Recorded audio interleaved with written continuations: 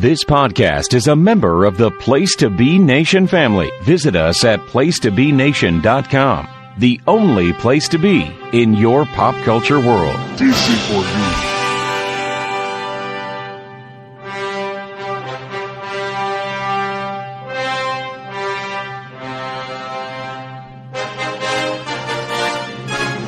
DC4U.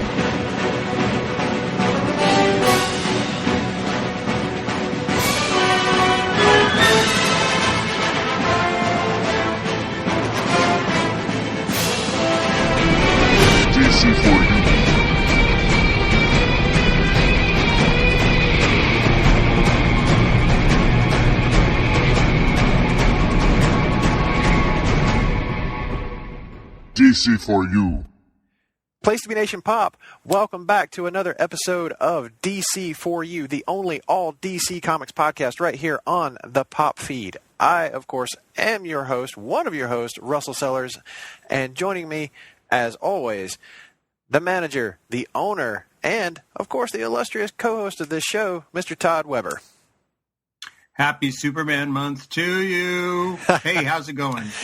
Man, it's going all right, and that is a good enough announcement for what we're doing this month. It's July, of course, so we are going to be going in on the most, I think, arguably the most patriotic superhero that DC Comics has to offer, and that is the Man of Steel himself, Superman. Big Blue Boy Scout, of course, represents truth, justice, the American way, all that good stuff. So we decided, let's dedicate an entire month to the last son of Krypton. So this is going to be a big one for us, of course. As you guys know from last month, when we debuted this show, we like to do a 1-hour special at the beginning of every month. And this one is no different. But we decided that, once again, we should have a special guest, somebody who's a huge Superman fan. And if you guys will remember from DC Post-Crisis Management, I found a pretty big Superman fan. And this is going to be his first time interacting with Todd. So this is going to be an interesting night, Todd. It will indeed. Two Generation X guys. I have a feeling we're going to have a lot of the same answers tonight.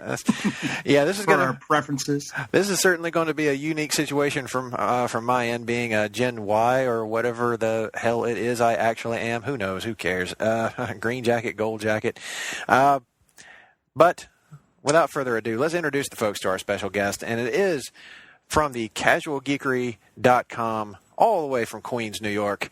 It's Mr. Stephen Ferrari. Welcome to the show, sir. Thanks for having me. I'm glad to be here, and I'm excited to talk about my favorite hero, the Man of Steel, Superman.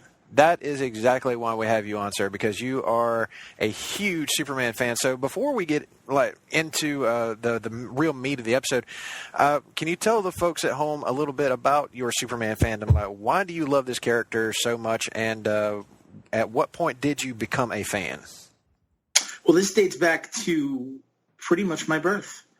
I've told this story before. I think I wrote a piece on Place to Be Nation about it as well, but many, many years ago. I was adopted at birth, and it was never anything that anybody kept a secret. It was always just like an open thing, and my parents, my family never wanted me to feel awkward about it. You know, it's a normal thing, right? And my grandmother decided when I was young, as I was starting to come around and be aware of everything, that she was going to read me Superman comics. And she would, as she's reading me these Superman comics, she would make a point of saying, see, Clark Kent was adopted and he turned out really well. So there's nothing for you to worry about. And it just started a lifelong love and appreciation of the character that also probably led me into not only my comics buying habit for the last almost 40 years now, but also the fact that I went into newspapers, which probably is why I'm so poor. But I really want you to tell me that your grandma's name is Martha. It's not. Damn it. It's not. I know. It would have made everything perfect. It would have brought it all full circle. But that is actually an awesome story. Your grandma is cool as shit, dude. My grandmother is awesome, and I owe so much to her, and probably including the fact that I am right here, right now, talking to you guys. Man, that is a great story. Now, is this Grandma Ferrari? Yes, it is. Awesome. Grandma Ferrari, you are the coolest. You introduced somebody to like superheroes from a young age, and that's a really great story to talk about how Superman is an adopted kid. He's he's one of those that can serve as a great inspirational story on that end, and as an immigrant's story, which is how I tended to view him from that perspective. But so, man, that's great. You've been a lifelong Superman fan. I certainly became a fan at a young age. I was introduced to like the Christopher Reeve Superman movies, and it kind of like blossomed out from there. Todd, is that also your history with Superman? Well, no, it's not. I was a child of TV, and there was a show on Saturday mornings called Super Friends. Oh, yes. And Super Friends was my first exposure to the Big Blue Boy Scout. And I guess I knew of him in the comics, but I didn't read comics really until I was in my, 8 to 10 years old. But whereas I was watching Super Friends cartoons very early, 2 years old, 3 years old. So that was my first exposure. And while he was not my favorite on the team, he was on every episode. And he was, the bastion of right. He was always the moral center. And I've always admired him and have collected quite a few Superman merchandise items over the years, as well as just a 30 long year run of comics of Superman.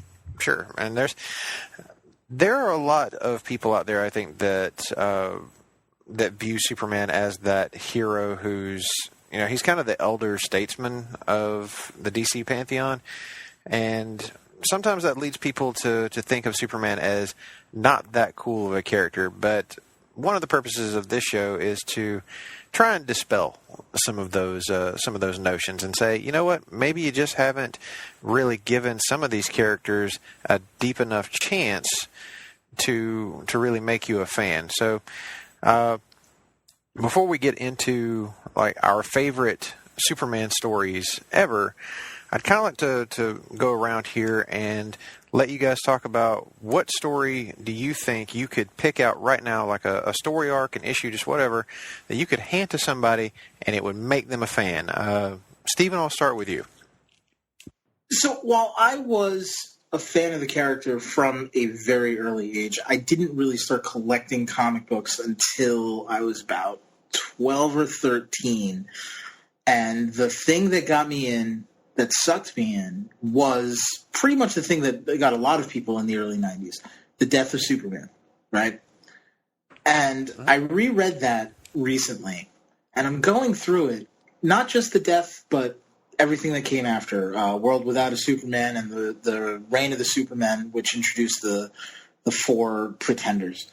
And I'm going through it, and it struck me how really great that whole run was in introducing the world of Superman, his friends, his family, his enemies, and giving you just this overview of the character and what he means to the world and what he means to everybody that's around him.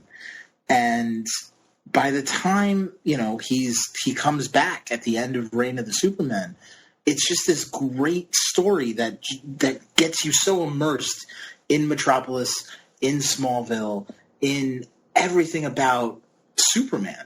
So it might be weird to think of this huge, gigantic story that was kind of like just a publicity stunt, at the time, as a good starting point for the character. But it really is a great way to get yourself immersed in everything that is the Man of Steel. I think that I would quickly just hand those 3 story arcs to people and say, read these, and you will know everything that you need to know.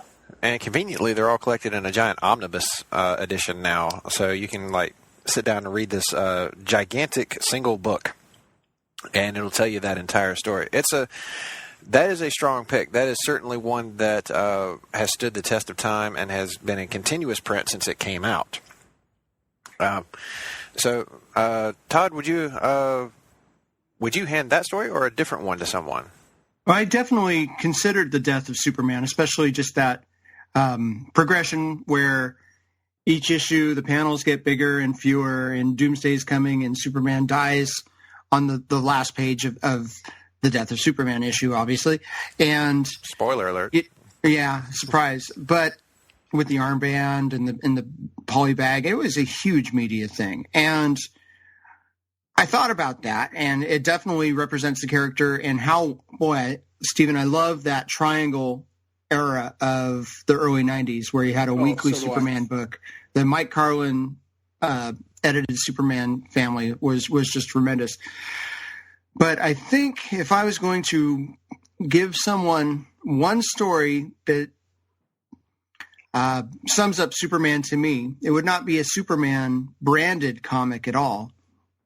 It would not even be a main continuity comic. It would be something that kind of fits under the Elseworlds banner from 1996, written by Mark Waid and drawn by Alex Ross, painted by Alex Ross. I'm talking about Kingdom Come, the story of a retired Superman, Superman who couldn't stand what was happening with the heroes and the vigilantes, and how he kind of took himself off the board and comes back. And even though it gets complicated, still, it really represented the essence of Superman to me. His timelessness in this era that I guess Wade and Ross were saying how, we still need a Superman, even in this era of pouches and heroes with giant guns and cyborgs. Superman is still who we look to. And that's my pick if I was going to say, this is what I think Superman should be to someone. Those are only 3 shots at Cable. But that's well done, sir. Kingdom Come is an all-timer classic. Another one that is still in continuous print as we speak. And I'm not sure if it's on DC Universe or it is. I just confirmed that. Oh. Yeah, I have. I'm the rare quadruple dipper. I own it digitally. I own the original issues. I own the Absolute Edition, and I own a limited slipcase edition with Alex Ross's sketchbook. So that's one I can't get enough of. Kingdom Come is probably, my all-time favorite. Everything. I'm only a triple dipper on Kingdom Come myself, but that's a great pick. I love that story. Yeah, that is a tremendous pick. I think that would absolutely make somebody a Superman fan if you handed that to them as a first story. Well, I'm going to be a little different from you guys. You guys have picked 2 all-timer classics, stuff that I think kind of transcends just the comics fandom. A lot of people really are aware of those 2 books, though they probably still haven't actually read them or given them a real shot, but they know they exist. The one that I picked was one that I always come back to because it was the book that made me really reconsider why I loved Superman so much, and that was Superman Batman Public Enemies. The first story arc in that ongoing series from Jeff Loeb and drawn by artist Ed McGuinness. Now, both of those guys are more associated with Marvel these days, but back in the early 2000s, they had a pretty strong run going on at DC. Jeff Loeb had been writing Superman for a while, and then they decided to do this team book with Superman and Batman. And this first story arc has them teaming up to take on President Lex Luthor. At one time, Lex Luthor was president of the United States, which is a pretty crazy thing. But what I love so much about this story isn't just the exciting plot that ultimately pits Superman and Batman against almost the entire DC universe at one point, is how it felt. But it's a picture or an illustration of why they are such good friends and how they feel about each other. And it's in that friendship that I think makes this such an accessible book for people who are probably like, oh, I love Batman, but I think Superman is lame. It's like, well, this book has a co-equal amount of time for Batman, for the Dark Knight. He's in it. This is a classic version of Batman that I absolutely love because I think Jeff Loeb writes Batman better than just about anybody.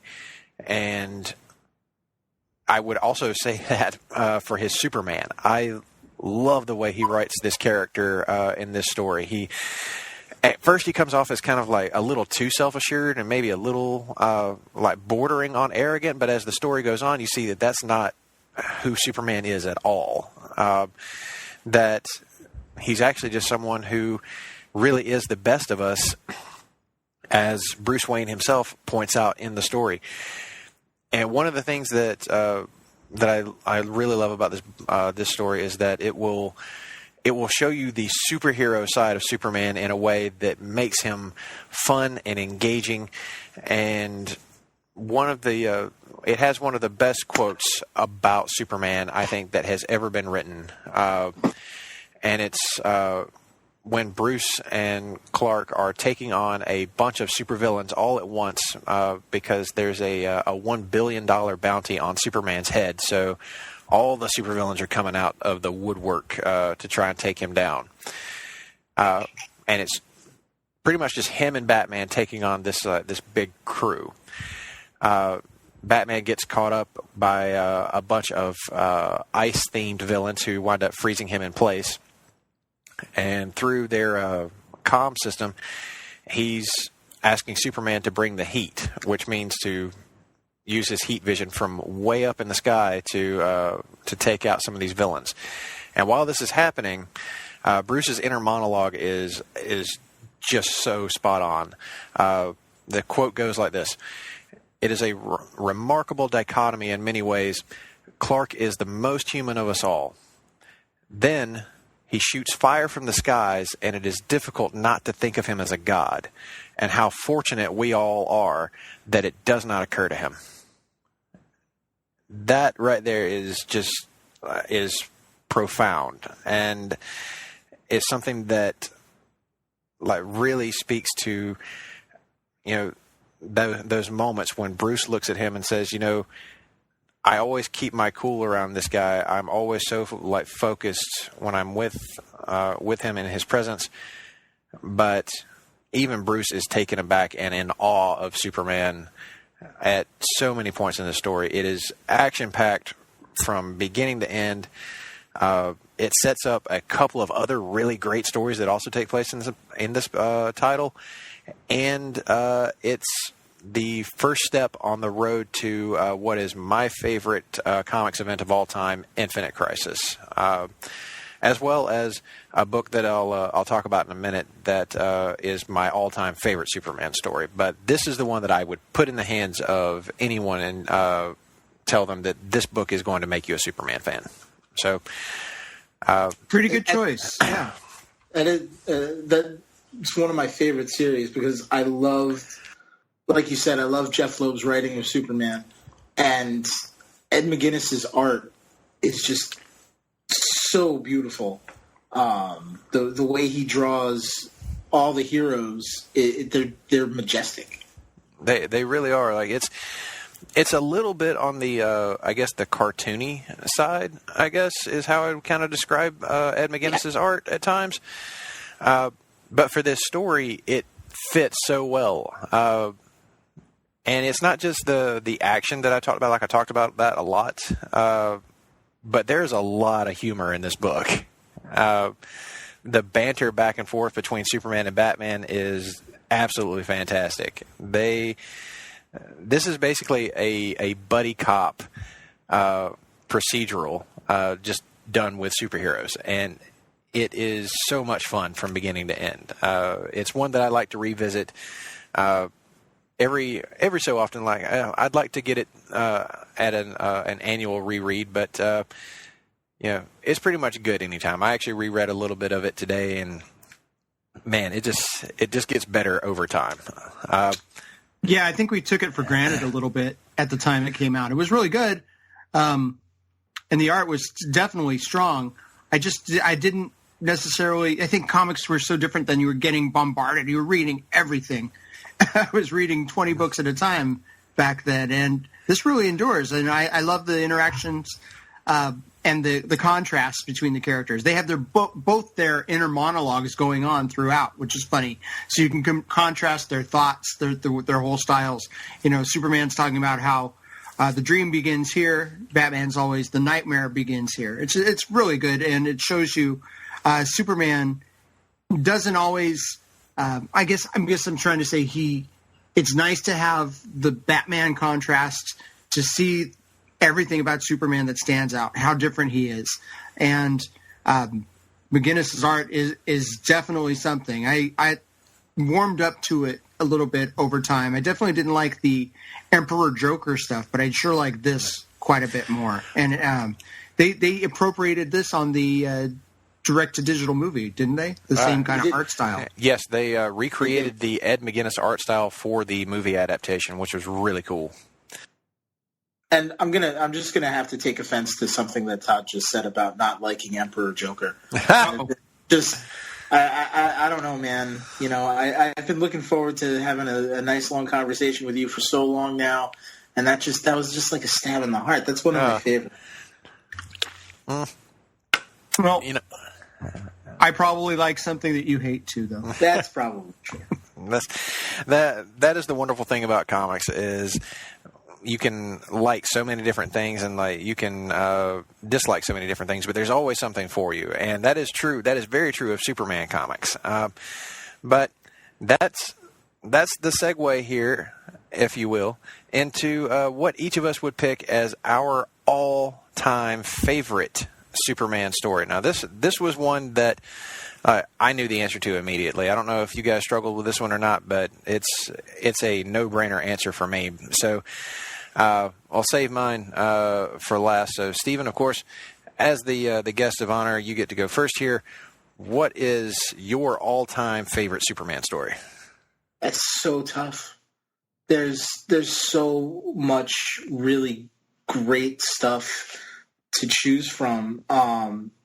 Like I said, I really love. I do enjoy Emperor Joker. Anytime that you can get a nice, long, fun Mixie Spitalik story, I'm there. That explains why Todd doesn't like it. Yep. Ding, ding, ding. There's so much absurdity to that, and if it's done right, you can have so much fun with it. And I thought that they did a great job with that in Emperor Joker. But I think right now, and this changes pretty much probably every day. Ask me tomorrow and I'll have a different answer. But there was a recent miniseries that I really loved as it's another one of the Superman, Clark Kent growing up to become the Man of Steel stories, written by Max Landis, called Superman American Alien. That was a good series. I was not expecting to like it as much as I did, and I think that's probably why it hit so hard as a fun book that I've reread probably 2 or 3 times already, and I think I bought the hardcover just a few months ago.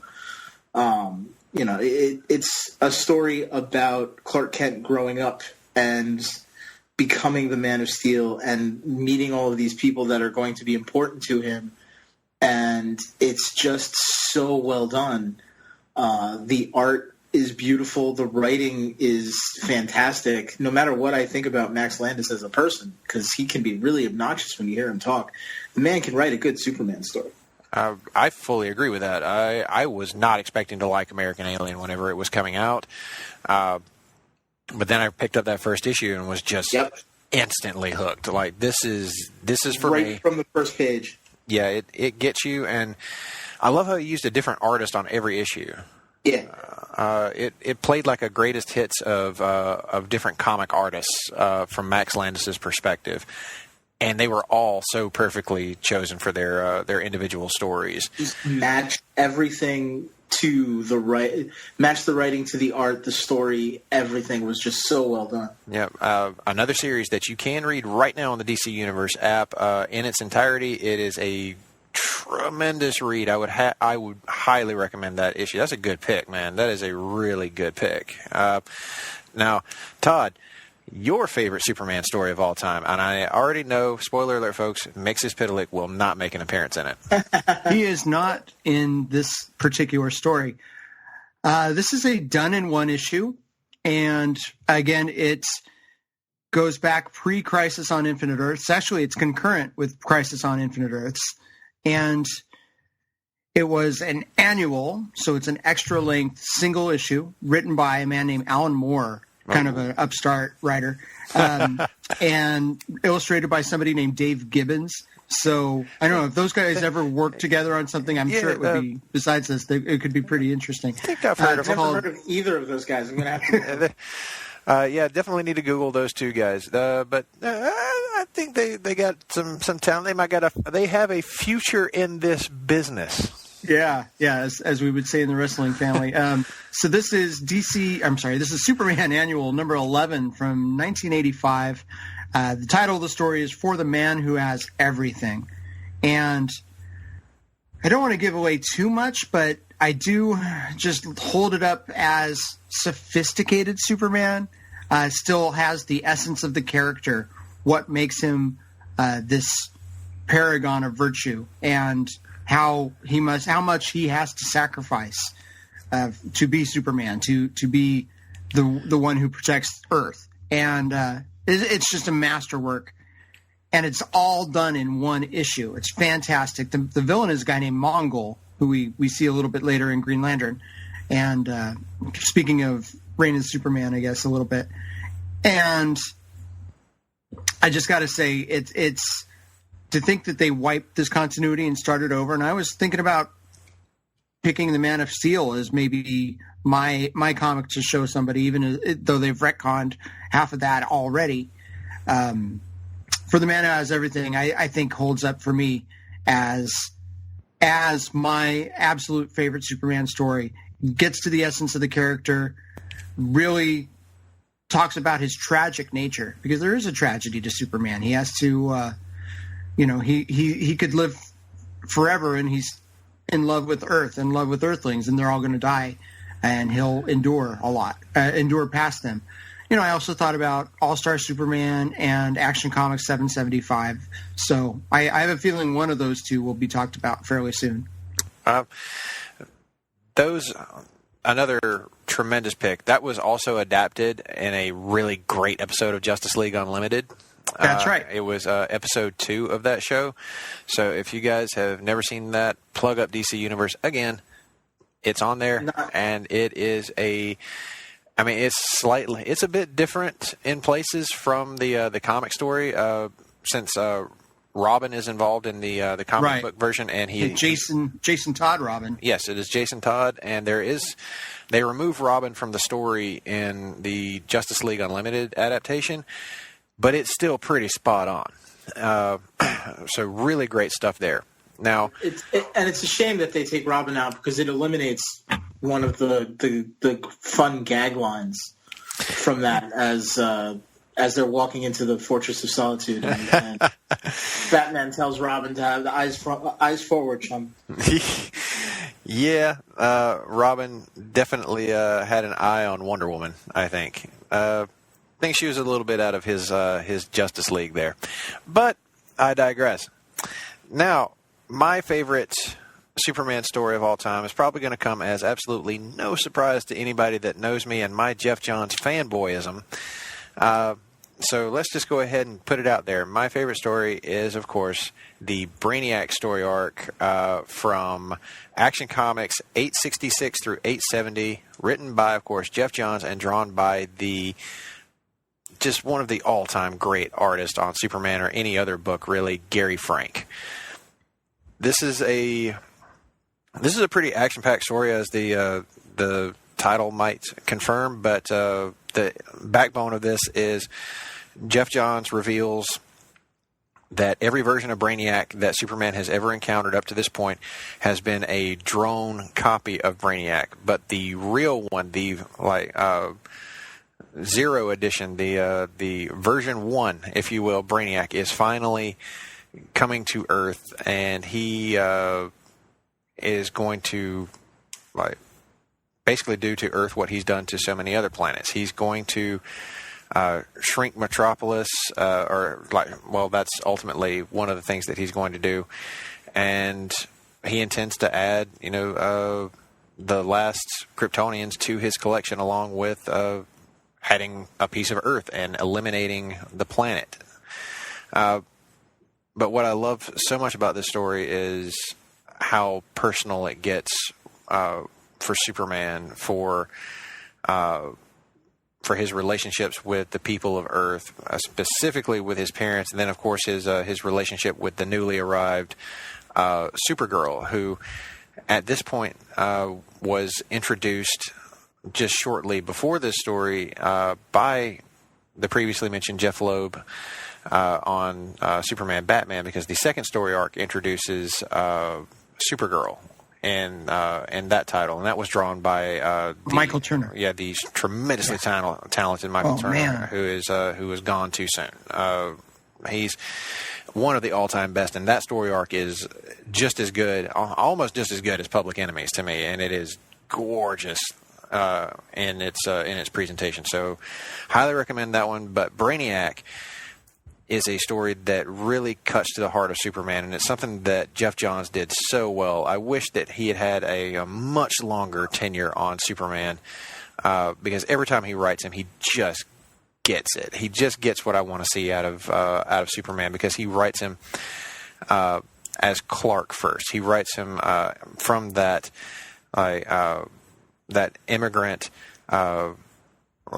child of two worlds kind of mentality, and seeing how this story progresses, and seeing how Clark is challenged in ways that he never has been before, because this Brainiac is super powerful by comparison to the other versions of him that have come before. It's one that's going to keep you on the edge of your seat throughout. It's pretty much a 90-mile-an-hour joyride from beginning to end. I can't get enough of this. Gary Frank's art pops off the page. It is dynamic. It is alive whenever you're reading it.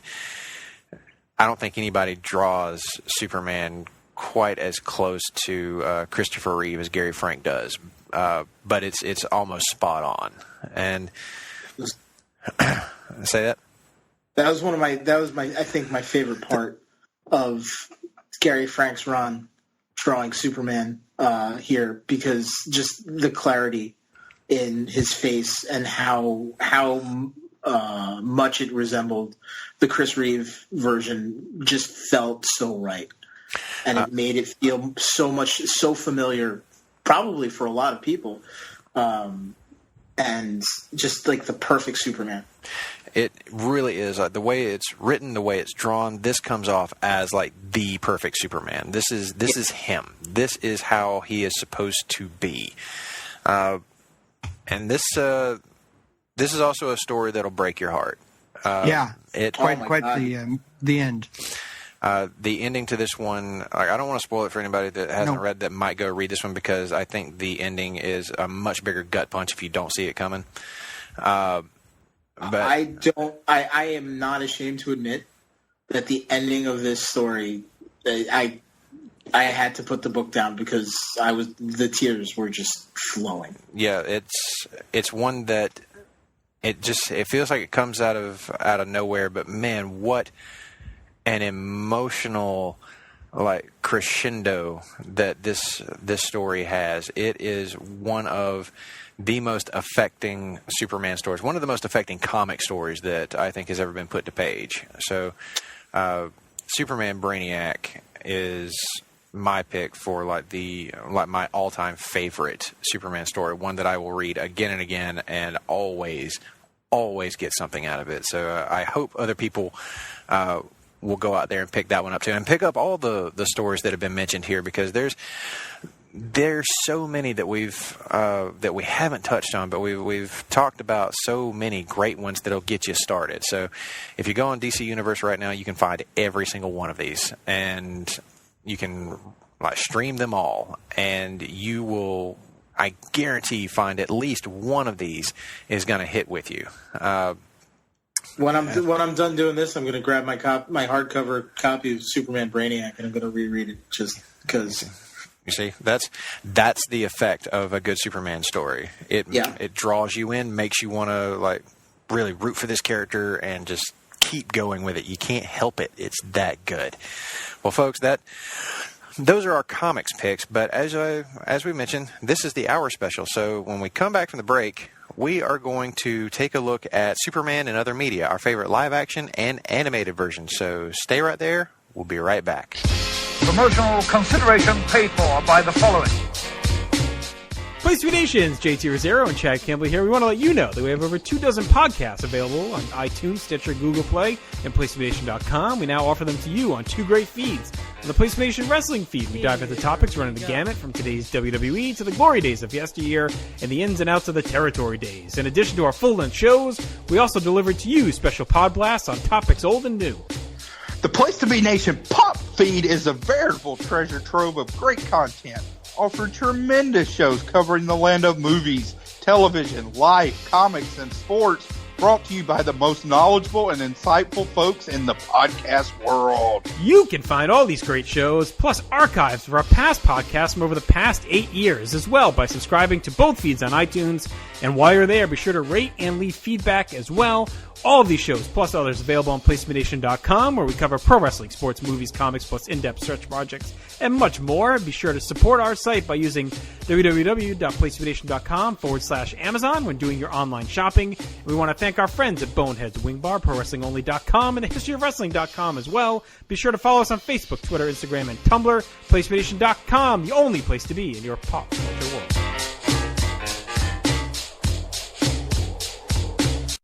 Welcome back, DC4U listeners.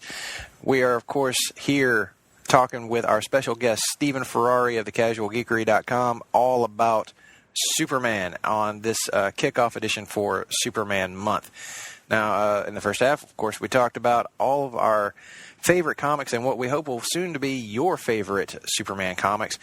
But Superman is a character who transcends medium. He is not one to just stay in one platform. So, as popular as he was in comics, I'd say that he's probably been equally so, or maybe even more so, in television, animation, and film. So, we're going to talk about our favorites from each of these things. From animation and live action, anyway. Now, Stephen is a longtime Superman fan, and of course, as our guest, you get to go first here. Who is your favorite live-action Superman, and of course, tell us also your favorite live-action Superman film. Live-action Superman is going to have to be George Reeves from The Adventures of Superman in the 1950s. It was my first live-action exposure to Superman. I would sit on the weekends, I would sit down on the couch with my dad, and he would turn on the old Adventures of Superman show in syndication, and we would sit and we would watch it. And then later on Thanksgiving Day, WWOR9 in New York would do a marathon of the Adventures of Superman, and I would just sit and I would just be just drawn in. And they didn't have the CGI capabilities that they have today. It wasn't even in color, but they were just fun stories about Superman doing good in Metropolis and saving the day. And no matter, the first thing, when I got the DC Universe app, the first thing that I did was start watching The Adventures of Superman. And it just brought me back to being a kid. And just the end of every episode, they would be in Perry White's office talking about what just happened. And Lois Lane would make some offhand remark to Clark Kent about Superman, Clark not being there when Superman was around. And Clark would just look at the audience and wink and smile. And it's just, it will probably always be my favorite live action version of Superman. I love Chris Reeve, and I'm really enjoying some of the new Superman who's on the Supergirl TV show. Tyler Hoechlin. Yeah, George Reeves will always be my favorite. Also, great pick. That was a really good show that I didn't actually discover until I was a good bit older, because it wasn't even in syndication whenever I was a kid. But I was watching it first run. Because I'm old, you see. Todd is fully steering into the hour-old title. But yes. But Todd, is that also your favorite version of favorite live action? But I do have affection for it, and Stephen was talking about that wink at the end of every episode, and that's straight out of the Kurt Swan comics, isn't it? It's it is Superman, just knowing that he was the reason, and he has to kind of play dumb. And I love Noel Neal as for its time, and imagine having that in your head, and then seeing on 1977, 1978 that a man can fly, and that man was Christopher Reeve, and that's my Superman. The guy I'm going to pick for my live action. It's probably no surprise. I grew up with those films, at least the first two.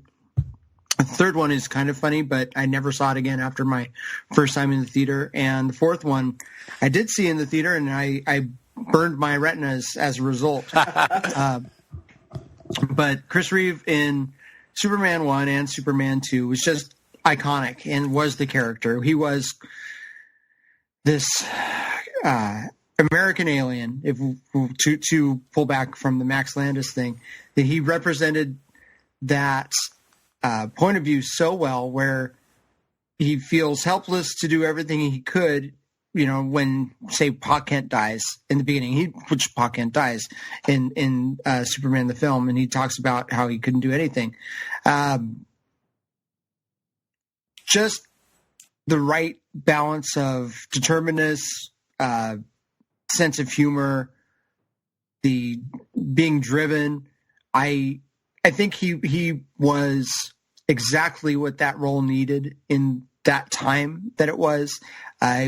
In retrospect, I wish they had maybe bulked him up a little bit more, but for the time, you bought it. You believed the man could fly. And the problems I have with Superman the film are not problems I have with Christopher Reeve as Superman. The time travel contrivances and all of that. But his performance is so good in both of the first two films, and you believe him at the end of Superman 2 when he says, I'll never forget America again, or I'll never, you can count on me from here on out. I love that moment. He returns the flag to the White House. Just fond memories, and I ended up, my son Evan's middle name is Christopher, based on Christopher Reeve.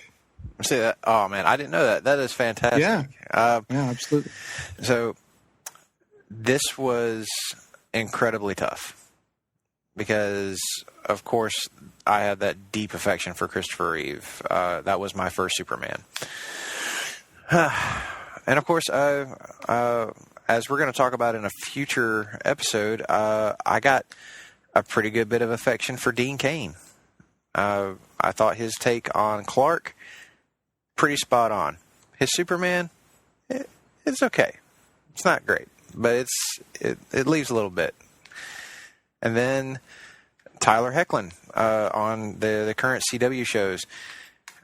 Man, he's real good.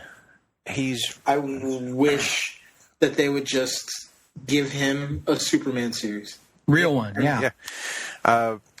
Would watch every week without missing it. Dude's good. He's, I feel like I need a little bit more from him to make the firm call on him, which is the only reason I'm like a little hesitant there. So I'm going to be the controversial one, and I'm just going to go ahead and say Henry Cavill is my favorite on-screen Superman. I feel like he embodied the character in a modern sensibility way that we really needed to see. I mean, we will say what we will about the movies surrounding him. But for me, that his first time out in Man of Steel, he really got me. Like, he really got to me. It was one of those moments that I looked up on screen and I said, I finally feel like there's a modern Superman right here on the big screen. Finally, like, we've had teases of it on the small screen before. I've seen that John Byrne-esque take on the character be brought to life, but not to this scale. And seeing that combined with his evolution as the character as the movie progresses, it really showed me that they did know how to make a very human-like Superman. He dealt with a lot of deep moral questions, things that would be tough for anybody with, especially with that level of power or even without. And Cavill, as a first-time superhero, shoulders it all and with such determination, and I think in his way, grace. So I got to go with Henry Cavill, the Man of Steel. I think probably my favorite scene in Justice League is right at the beginning of the film when they've got the kids interviewing Superman, and they're asking him all these questions, and when he turns and smiles into the camera, it was a revelation, because I liked him as Superman in Man of Steel, and I liked him as Superman in Batman v Superman. But right there in that one moment, with not even 3 minutes into the film, it was that is what I wanted to see all along. Just the joy in being Superman and knowing what he can do to help people, and the appreciation of his surroundings. He keeps a level of humility about him, yeah, that I think gets glossed over by a lot of people in their criticisms of the films he's in. But that scene's a really good illustration of it, how he's still not comfortable with the fame of it all, but he's trying to be what he thinks the world needs him to be. And the bad CGI on his face aside in that scene, you had to go there. I did. I'm going to call it out. Which you don't notice unless you're looking for it. Yep. Yeah, it's tough to notice if you didn't know it was there. You would probably walk right by it and not even see it.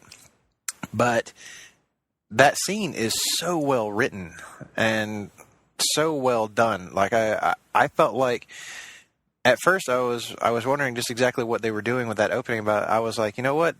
This is definitely a Joss Whedon contribution to this movie, and I think it's better for it. So that scene absolutely kind of encompassed Superman. And there was some headcanon floating around out there for a while that the kids who were interviewing him were actually the foster kids from Shazam.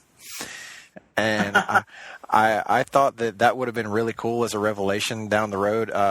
It totally didn't happen, but so random. I know, but headcanon, I actually really love the idea that maybe that was Freddie Freeman, maybe standing off to the side, asking him these questions and really tripping out over it. You know what? That's what it is to me now. Yeah, that's it. Would be so freaking cool if it's revealed that that's actually what they intended it to be.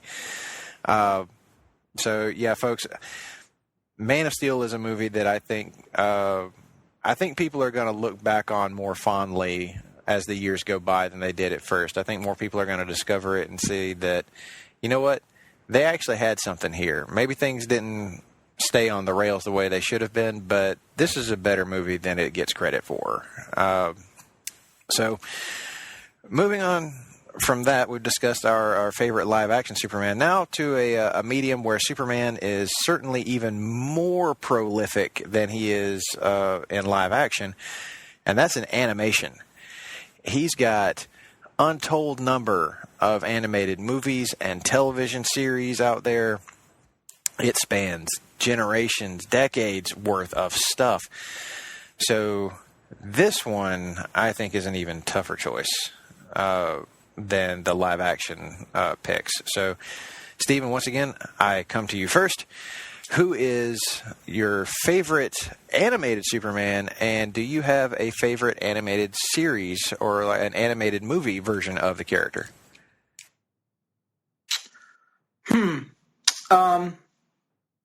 I think that I think probably the most popular answer for this is going to be Superman the Animated Series, in the Paul Dini Bruce Timm verse. Just bringing the character back after many years of not having an animated show on the screen, and that certainly is something that I revisit a lot. But I really love. I'm going to go back to the original, to the first. I'm going to go back to the Max Fleischer cartoons. Nice. Because they are just so stunning. Even all these years later, it's been, 78, almost 80 years now since those newsreels were created, those cartoons were created. And they're still so visually stunning, and they're so well done, and it's amazing how well they hold up. I could sit down and watch those at any time, and maybe they're not as memorable in terms of all the ancillary characters that are involved in it. They're all kind of throwaway bad guys that Superman's fighting, but everything is just so perfectly early Superman. It's just every episode is just great. I would fully agree with that. That series ran from 1941 to 1942, and every bit of it on DC Universe right now, and remastered too. Like it's really cleaned up and transferred well. I think I've had those cartoons on DVD at least 5 different ways. Man, I was introduced to that series as a kid after the Christopher Reeve stuff, but it's amazing to me just how much the Christopher Reeve take on Superman pulls from this. It's tremendous, and you're right, it holds up so well. This animation style is timeless. One of the best versions of the character, easily one of the best takes. Strong picks, or very strong pick. Now, Todd, do you have something different to share with the people? I have a ton of respect for the Fleischer Superman. Iconic, honestly, just beautiful, fully scored. It's movie quality cartoons. But they are of their time. And I've watched sometimes for the story, not just the aspirational wanting to be Superman or wanting to relate to Superman. My favorite animated Superman is very tightly wrapped with the comic books of the time, the post-crisis John Byrne, Marv Wolfman series of Adventures of Superman and Superman. Oh. And that's called Ruby Spears Superman from 1988. It was a lone season of Saturday morning cartoons my senior year of high school. So on Saturday morning after the football games, I'd be staying home watching Superman cartoons and Muppet Babies and whatever else was on with my two brothers. But the Ruby Spears Superman is really terrific animation, and the stories especially were reflecting that updated Lex Luthor, updated relationship with the Kents. Each episode had a kind of a co-feature or an after-feature that talked about young Clark Kent, and because there was no Superboy anymore. And so this was the adventures of young Clark Kent kind of secretly using his powers. Just a great series that exists on iTunes now. I was very happy that they put it out. I think it's something like 15 episodes. And to me, it's really good for what it is. You know, there have been the Bruce Timm series is fantastic too, post Batman the Animated Series, but this one has a very special place in my heart. I don't think that I've seen those since they originally aired. And I watched them. I watched every episode when it aired, but I don't think I've seen them since they've originally aired. Yeah, it was so, I don't know, surreal that at one point I wondered if I'd really ever watched them at all. They were gone forever. I hadn't seen them in, I don't know, 28 years, and then they came back in animation in iTunes. I'm gonna have to plunk down some money to Apple and grab those to watch. I may have to do that as well because that is the only place that I'm aware of you can actually watch those now. So that's, man, both of those picks are absolutely just tremendous. So you guys have both called out my favorite pick, so it's hard to it's hard to really segue into that one. It feels like a little bit of an anticlimactic moment here, but yeah, no, it's good though. It's really good. That Superman the Animated Series from Bruce Timm and Paul Dini for the DC Animated Universe. Of course, it ties into Batman the Animated Series, Justice League, Static Shock, JLU. That version of the character is my absolute favorite animated take on Superman. And of course, he carries over into Justice League and Justice League Unlimited. In the television show for Superman, I believe he was originally voiced by Tim Daly. Yeah. And unfortunately, some contractual obligations for Daly meant that he had to leave the role just before they launched Justice League, but he was replaced by an actor named George Newbern, who is still to this day the voice I hear in my head whenever I read Superman comics. I love Tim Daly. I think he does a tremendous job as Superman whenever he gets to do it, and he still does it occasionally for animated films. But George Newbern, I felt like, was the guy. Like he captured that voice of Superman, the tenor of it, the ability to be all things to all Superman fans, I felt was wrapped up in his voice and in his inflection, his tone, just everything. This guy is it. He is the voice of Superman to me. That's what Superman sounds like. So he is my all-time favorite Superman when it comes to animation. He also voices him in a few video games, including the very popular Injustice series. So, yeah, I think you guys have already called it out. Superman the Animated Series, great show, vastly underrated. Ran for 3 seasons and is all on DC Universe.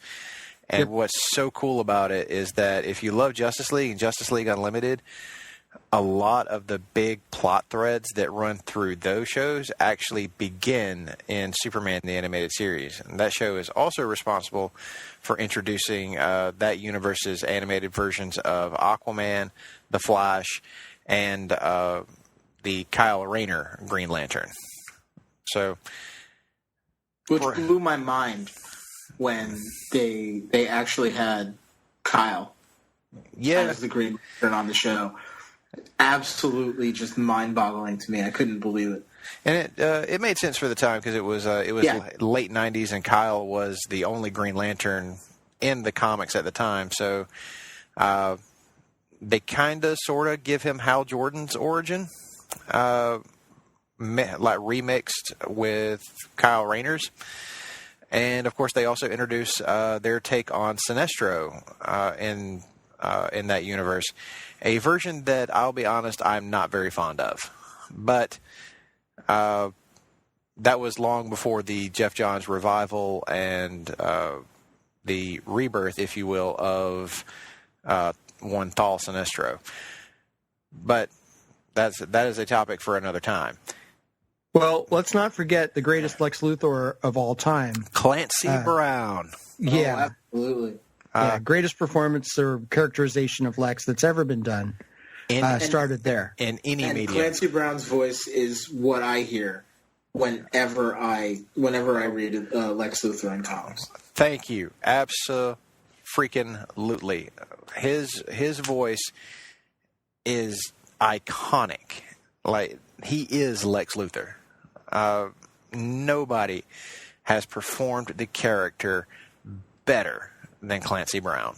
It is just so sleazy and yet like so upstanding and like I don't know, naturally sneering in his voice. Even when he's being sincere, you can still catch a sneer in it. He's so good. He's so freaking good. No disrespect to any live action Lex Luthors except for, well, maybe Eisenberg. But nobody can touch Clancy Brown. He's the best. And I love Michael Rosenbaum as much as anybody on from Smallville, but Yeah. He's a distant second. As good as he is, Yep. as good as he is, he ain't this. This is next level. This is transcendent. This is that comic book version of Lex brought to loud, screaming life, and it is wonderful. Also, it's remarkable to see how much of Jack Kirby's Fourth World ended up on there. Yeah. So, just a big fan. I collected all the issues of the tie-in comic book done in the animated style, many of which were written by Mark Miller. So, oh, nice. Well, yeah, early comic credit for him. Tremendous fan of that series, obviously, but such a fan of that universe. I mean, that universe will never be bested. The Tim Dini.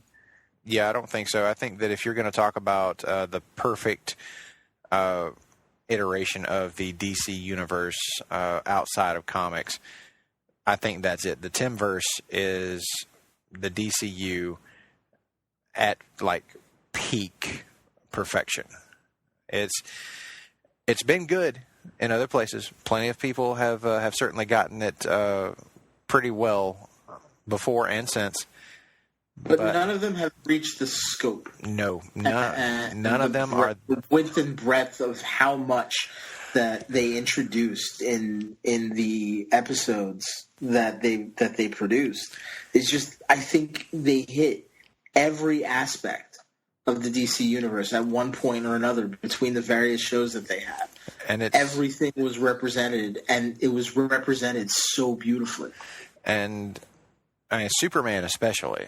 I mean, Batman always gets a lot of the credit, but this take on Superman, the Bruce Timm Paul Dini version of him, is just spot on. Like he's not overpowered, but he's not like I don't think he's like too underpowered either. I think they found that balance with him. They perfectly measured the character, really concentrated on a great version of Clark as well. The way they wrote him, the tongue-in-cheek, the making kind of like smart-ass jokes at Lois and kind of everyone. It makes him both endearing and strangely enough, unassuming. Like you would look at this version of Clark and say, you know what? I can kind of see why people might not believe that he's Superman. I can almost get fully on board with it.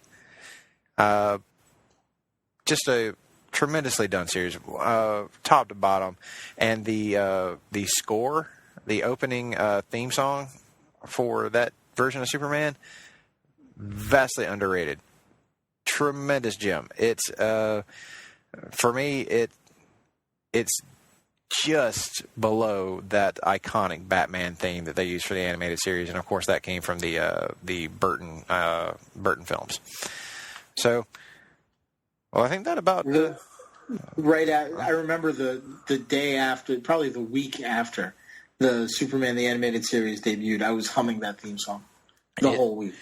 It sticks with you, man. It's one of the best animated theme songs of all time. So, a lot of good picks here, guys. This has been a fun conversation. I've enjoyed talking Superman with, of course, with both of you guys. And before we get out of here, Steven, tell the folks what you got going on right now, and where can people find you if they want to follow more from you. Well, you can find me on Twitter at Stephen Ferrari, and of course you can also follow my website, The Casual Geekery, at casual_geekery. Several times a week, try to do a couple posts a day talking about my favorite comic books, TV shows, movies, anything that I like to geek out about. And there's a lot of Superman on there. There's Superman's probably on the main page. Always. I mean, you wouldn't be a true Superman fan if you weren't pushing the character a little bit. That's true. Now, of course, you can find me at Russell_Sellers on Twitter and Instagram.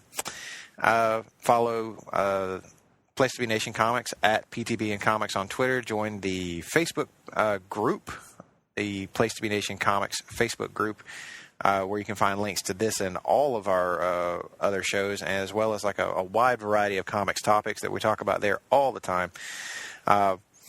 And Todd, tell the folks where they need to follow you. Yes, on Twitter I am at Release the Snyder Cut. No, that's not it. It's at Todd Weber Guitar. I'm just kidding. I have no interest whatsoever in seeing what the Zack Snyder version of Justice League would have been like. Nope. That's a topic for another show, I suppose. But I was reminded, talking about. I could get into a lot of trouble talking about that. You might have some insight that we would like to. Maybe we'll just have an anonymous source for that episode. We will throw down the gauntlet on that in probably not too distant future. Yep. Yeah. The subject of Justice League is rife for shows for DC4U, and on Instagram I'm at Guitars of Green. So if you want to see pictures of me playing guitar or me in Hawaiian shirts, that's the place to go to. Who doesn't want to see that? The Hawaiian shirts are particularly impressive. Thank you. Yeah, every August. I envy every photo of you I see. Thank you. That collection is impressive as hell. Like they don't all look alike, folks. I swear that I feel like Todd is wearing a different shirt every time I see him. I unfortunately am a collector and a hoarder, but I do wear them. They don't just sit here. So, yeah, I've got about 50 to 60 Hawaiian shirts in my collection right now. Oh, I'm jealous. Dude, I have a similar commitment to superhero T-shirts, so I can't say much. I'm right there with you. But yes, you can also, if you guys are regular listeners here on Place to Be Nation Pop, you know that Todd and I are also two of the Sarcastic Four over on the Marvel Age podcast. So make sure you check that one out as well. And with that, we thank you for listening to another episode of DC4U. Hopefully you heard something interesting. Hopefully you're going to go out there, you're going to find some Superman comics, you're going to check out some of the TV shows or movies that we called out. Give Superman a shot. I think that any one of the things that were mentioned here could turn you into a Superman fan. If you're already a Superman fan, then you've got some revisiting to do. There's lots of good stuff that you will find on DC Universe right now. Arguably, I think, for my money, the best value in comics. So, and folks, we are not sponsored by the DC Universe app, but we might could as be. Well be. Yeah, good Lord, it's so great. You should be. all the plugs that we've been giving them this whole episode. I mean, they get free plugs from us, so they probably don't mind. But you know what? Hey, DC, if you want to sling a little money this way, we'll keep promoting the hell out of your app. I mean, we're going to do it anyway because we're kind of reliant on it. So please don't ever take it away from us. We've gotten used to it. We need it in our lives. More people are going to discover it. I guarantee you that, and they're going to see that it's such a great investment for comics fans, or even for any fans. Like if you're a superhero fan, get on this. It's so good. And with that, Superman month will continue next week. And, of course, throughout the month of July, we hope that you will come back. You will enjoy some more of the Big Blue Boy Scout with me and Todd. Stephen, thank you so much for joining us. This was a really good time. Thank you, Stephen. Thank you for having me. It's always a pleasure to talk to you guys. Absolutely. And we will definitely be inviting you back for future DC4U episodes. With that, thank you again, folks, and we will see you next time.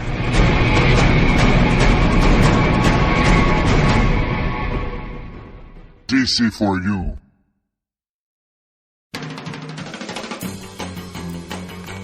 Place to Be Nation, this is the manager, Todd Weber, telling you all about what's new on the Place to Be Nation Wrestling and the Place to Be Nation Pop feeds for the first week in July. Over at Hard Traveling Fanboys, my brethren, Greg and Nick, have started Spider-Man month looking with a countdown of Spider-Man's top villains. We also had Geek and Sassy featuring Tim Capel talking about Stranger Things 1 and 2, getting you ready for Season 3. We also had the cutest couple in Place to Be Nation Pop. That's right, Steve and Kelly, talking about the songs of 1994, Regulate and Stay, I Missed You, on their Songs with Friends podcast.